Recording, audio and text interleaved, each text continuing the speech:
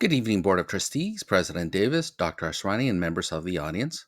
This evening, I would like to give you an update on the progress of our English learners. My name is Hector Gonzalez, Director of English Learners and Student Supports. They come to us from 31 different countries. 414 were born outside of the U.S. There are 24 different languages spoken. Often, these students come to us with trauma. 56 are considered homeless. 43 travel with seasonal crops. 21 are in foster care. And 36 come to us from low socioeconomic homes. Currently, we have 1,735 multi-language learners. Lyndhurst High School, Ella, and Yuba Gardens have the highest number of English learners. This year, we have welcomed 154 newcomers. These students are new to the U.S. and to California. The data shows that Lyndhurst High School Yuba Gardens have received the most newcomers. Let's dig a little deeper. Once students are identified as ELs, our goal is to redesignate them within their first 5 years of enrollment. During the first 3 years, they are considered ELs. If we do not reclassify them by the 4th or 5th year, they are now considered at risk.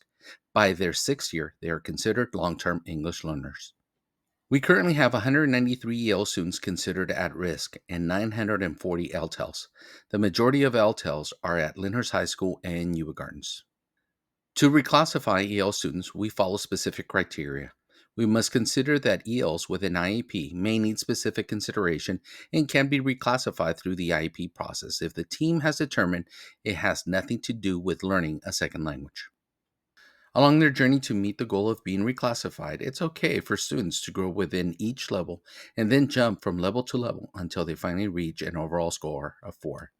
In 2021-22, when EL facilitators and a coordinator were hired, the number of reclassified students has increased. Every student eligible for reclassification has been reclassified in the last 3 years. Teachers are monitoring EL and RFEP students' progress.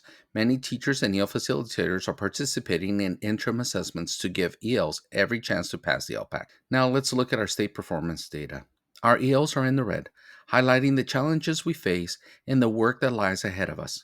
If meeting the standard is at 0, our ELs fell 77 points below that 0 in ELA, which is a 4.5 decline from last year. ELs fell 113.6 points in math, making it a 4.4 decline from last year. Notably, only 2% of our LTELs met or exceeded the standard in ELA and in math. However, 48.1% of our ELs made growth towards the English language proficiency according to the English Learner Progress Indicator. This shows that ELs increased by 2.6%. Now let us look at the areas of growth. The number of LTELs has increased from 709 to 904. The number of ELs duly enrolled in special education has increased in our elementary sites. FPM gave us a finding because 11 teachers do not have the proper teaching credentials to work with our ELs. FPM recommended we improve our designated and integrated ELD classroom implementation and monitoring of our ELD implementation by administrators. Lastly, special focus will be paid to CSI schools, Cedar Lane, Linda, and Marysville High School to implement FPM recommendations. And now our areas to celebrate. We had a 6% increase in reclassification since 2021. We have increased the number of monitoring forms submitted. In 2021, 221 monitoring forms were submitted. This year, 11,638 forms were submitted by our wonderful teachers.